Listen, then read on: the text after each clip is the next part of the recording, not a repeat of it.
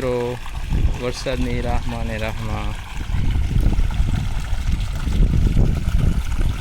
ઘાસમાં પાણી ચાલુ કરવું પડ્યું છે, કારણ કે આજે એવી આશા હતી કે વરસાદ આવી જશે, પણ ઝાપટા જ આવે છે, વરસાદ આવતો નથી.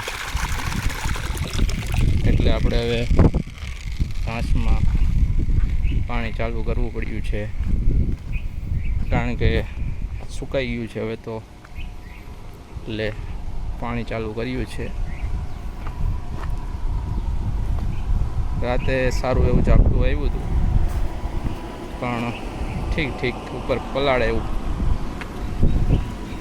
પછી આજે બધામાં પાણી પાવું પડ્યું છે, કારણ કે હવે સુકાય છે. તિરાડો પડી ગઈ છે, કારણ કે બધું પાણી જે જમીનમાં હોય તે ઘાસે બધું ચૂસી લીધું છે, પાણી બધું ખેંચી લીધું છે. એટલે હવે પાણી આપણે ચાલુ કર્યું છે. વરસાદ આવતો નથી, બધાને રાહ છે. ખાસ પણ વરસાદની જરૂર છે, આવી જાય તો બહુ સારું રહેશે.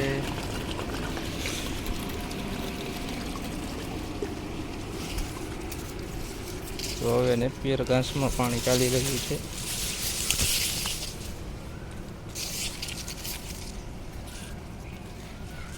પાણી પણ બહુ વાર લાગી રહી છે.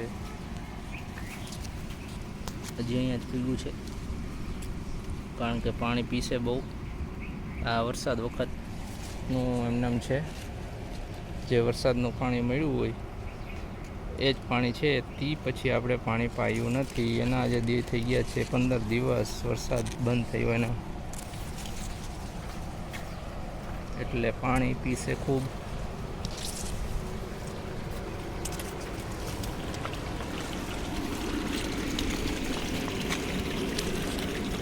પાણી, વરસાદનું પાણી તો પાણી જ કહેવાય. આ તો ઠીક, હવે આ પાણી પણ સાચું પાણી વરસાદનું અડે, વરસાદનું પાણી લાગે ઘાસને, એટલે ઘાસની વધવાની સ્પીડ, ગ્રોથની સ્પીડ વધી જાય છે. પછી ગ્રોથ જલ્દીથી ભાગે છે. જો કે હાઈટાની બહુ સારી થઈ ગઈ છે, લગભગ 10 ફૂટ જેવી હાઈટ થઈ ગઈ છે. હા, મને લંઘાતું એવું લાગે છે. પાણીની હવે જરૂર ખૂબ પડી છે, એટલે આ પાંદડા જો નીચે થઈ ગયા છે. અને આ બાજુ આપણે નવા કેળના રોપોનું વાવેતર કરેલું છે, અને પોપૈયા પણ વાવેલા છે.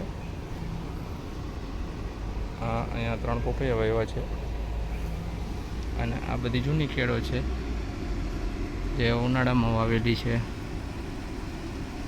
આગળ પાછળ આપણે કેળો રાખીએ છીએ, ઘરના જ કેળા ખાઈએ છીએ, બહારના ખાતા નથી, બજારના.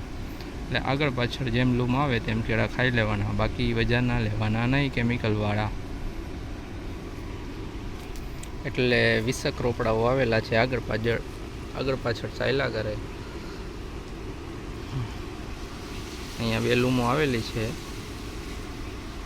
જે હમણાં થોડાક ટાઈમમાં થઈ જશે, એટલે આપણે ઉતારીને ખાશું. બાકી કેમિકલ યુક્ત કેળા લેવાના નહીં.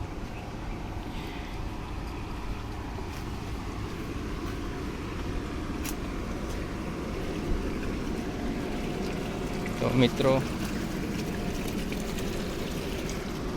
આ રીતનું કામકાજ ચાલી રહ્યું છે, અને આજે છે અષાઢી બીજ.